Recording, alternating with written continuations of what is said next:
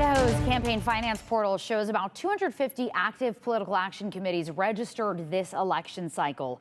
One PAC in particular, Defend and Protect Idaho, formed to combat political extremism. You know, the types of extremism that promotes things like voter intimidation and violent protests. Well, here we are less than a week from the general election, and Defend and Protect Idaho is working to ensure Idahoans do not elect political extremists. Abby Davis spoke with one of the leaders about their efforts. Abby, how are they planning on doing this? This group is made up of law enforcement, military, farmers, small business owners, and they all have one shared belief: violence and elections do not go together in the same sentence.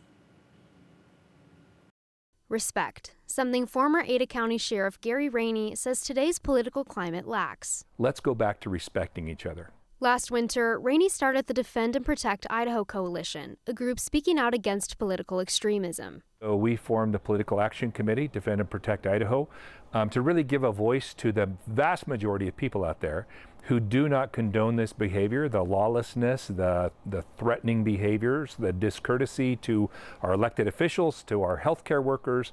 Tom Schuler, military veteran and former Boise police officer, says we're extremely lucky to live in Idaho, but that preserving democracy takes work. I want to make sure that we don't turn into something that I've seen when I was in the military overseas, where it's just a very sad situation where rule of law really means nothing. With the general election coming up, Schuler and Rainey encourage Idahoans to really research their candidates. Because there is a lot of hidden potential extremism out there, folks who could potentially be allied with extremism and violence that we don't want to see that happen here. If you look through and study the candidates, it's pretty easy to figure out who is out there on that far edge trying to control our lives through this threats and lack of tolerance, or who's willing to sit down and make good informed decisions as a politician.